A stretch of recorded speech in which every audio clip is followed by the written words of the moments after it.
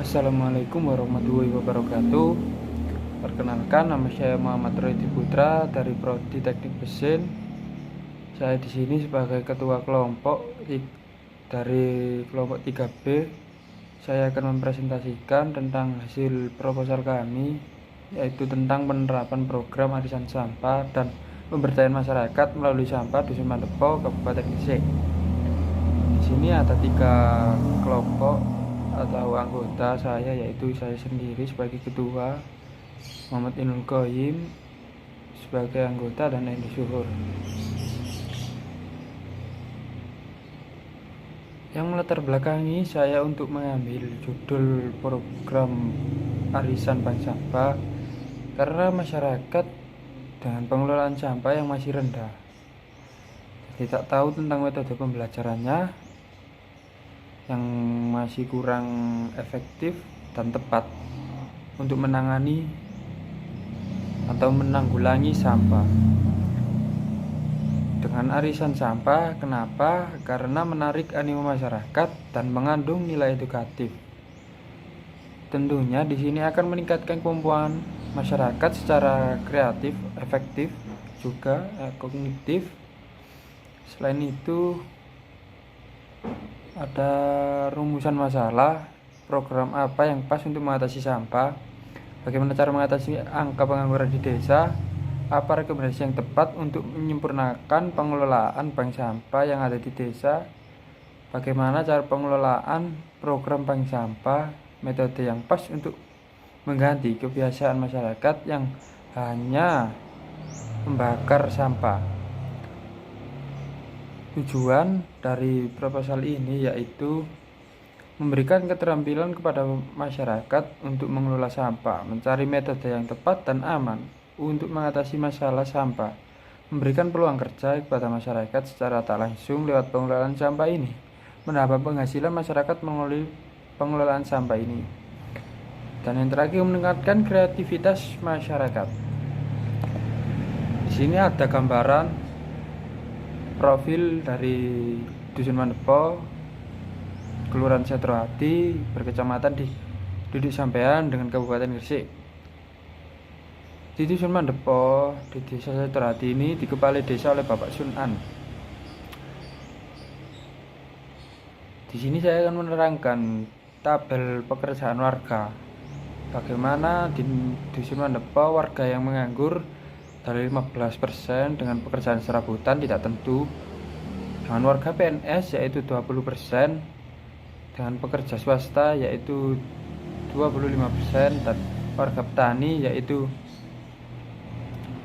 tani tambak 40%, dimana di desa saya masih banyak sekali tambak-tambak yang di pinggir desa saya, khususnya di wilayah Gresik ya. Lalu di sini saya akan merangkan metode pelaksanakan, di mana tahapan persiapan arisan sampah, mengurus izin kegiatan, mencari dan menentukan tempat strategis sebagai tempat pelaksanaan kegiatan, mendata warga yang mau dan ingin berkontribusi dalam kegiatan, membentuk pengurus kegiatan, melakukan persiapan launching kegiatan.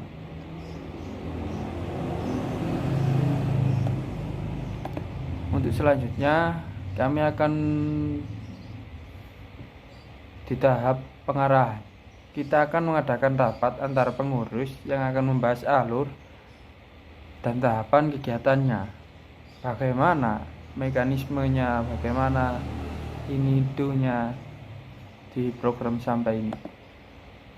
Setelah itu ada tahap kegiatan bimbingan dengan dosen pendamping. Ini sangat perlu, apalagi setiap kesempatan kita akan melakukan bimbingan dan konsultasi dengan dosen berdamping untuk dapat berhasil menjalankan kegiatan sehingga dapat mengevaluasi kekurangan dalam pelaksanaan kegiatan kami. Oke, setelah itu pengurusan izin kegiatan. Di sini kami akan melakukan sharing dan meminta izin kepada kepala desa dan perwakilan orang desa untuk dapat menyetujui program ini. Setelah itu adanya praobservasi. Kenapa? tahap kegiatan ini, setelah mengurus izin, di sini kami akan melakukan awal atau pertama kali dengan menganalisis juga melihat lingkungan sekitar sehingga kita dapat mengatur kegiatan tanpa mempengaruhi dan merusak tatanan desa. Karena apa? Di desa sudah mempunyai tatanan desa juga budaya agar tidak menyalahi aturan di desa. Seperti itu teman-teman. Setelah praobservasi ada observasi awal. Di sini observasi awal tentunya tinggal meneruskan dari praobservasi menjadi kita akan menentukan tempat untuk kegiatan dan memilih kepengurusan kegiatan. Juga kami akan mendata warga yang siap untuk membantu mensukseskan kegiatan dari program ini.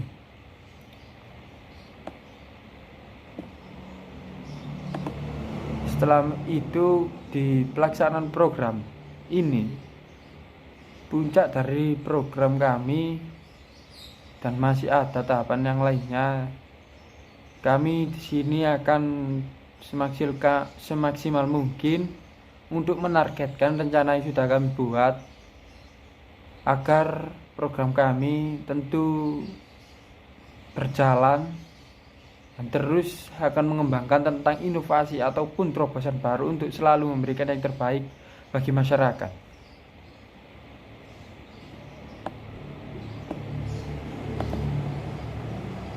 Metode pelaksanaan yang terakhir yaitu penyusunan laporan. Penyusunan laporan di sini sebagai bukti laporan akhir mengenai bagaimana kegiatan yang telah kami lakukan di bulan keempat dan kelima. Untuk itu laporan ini dibuat.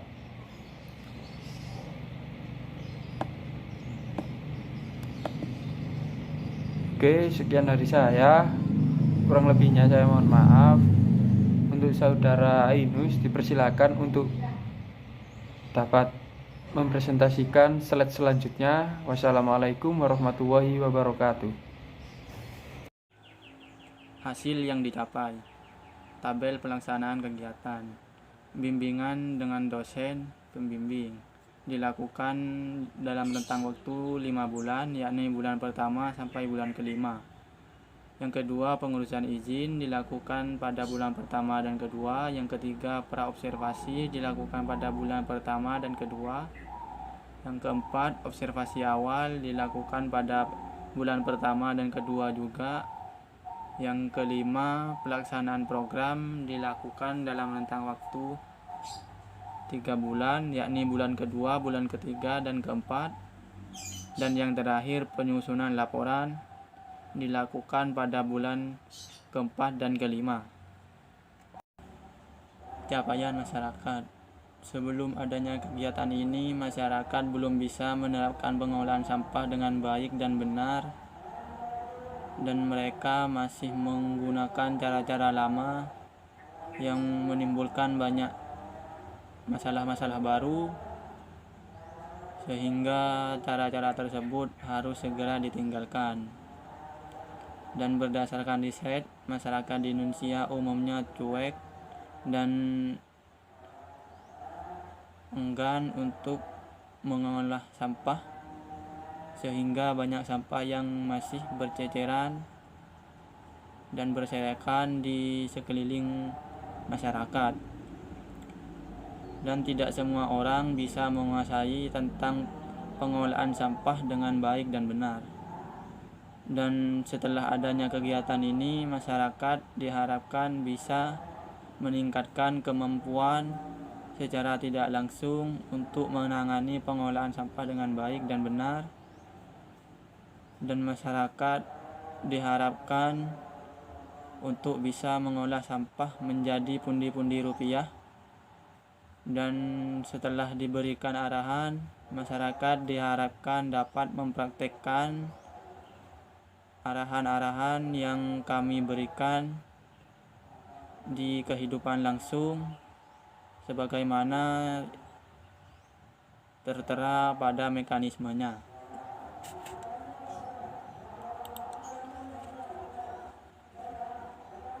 Dan pada kegiatan ini banyak kekurangan dalam pelaksanaan program, yaitu program ini masih baru dilakukan di wilayah Dusun Mandepo, Desa Setrohadi, Kecamatan Duduk Sampean, Kabupaten Gresik, yang notabene-nya Gresik bertetangga dengan kota besar yakni Surabaya, di mana Surabaya sendiri bisa mengelola sampah dengan menciptakan sebuah penelitian tentang pembangkit listrik tenaga sampah. Selain itu, warga masyarakat di Dusun Mandepo, Desa Setrohadi ini masih kurang siap untuk diadakannya program ini dikarenakan kurangnya persiapan dan pendanaan yang masih belum jelas. Bukti dokumentasi juga masih belum lengkap, masih banyak kekurangan dalam pelaksanaan program ini. Jadi kekurangannya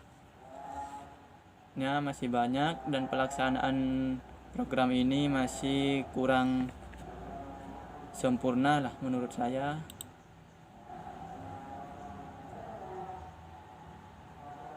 Dan untuk selanjutnya perencanaan keberlanjutan program ini diharapkan dapat dilaksanakan secara berkelanjutan di Dusun Mandepo hingga tampak peningkatan kemampuan pengolahan sampah dengan baik dan benar, sehingga dapat mengatasi masalah-masalah sampah di Dusun Mandepo ini.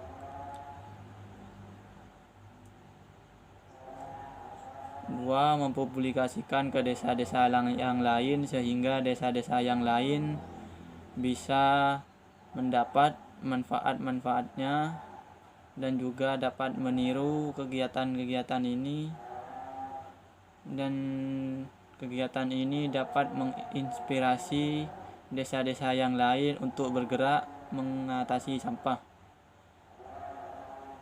mengupayakan untuk bisa diketahui oleh masyarakat lebih luas lagi. Dan yang terakhir, membuat cuplikan video pengolahan arisan sampah dalam bentuk video berdurasi pendek dan disebarluaskan sehingga menjadi pelajaran bagi warga desa-desa yang lain.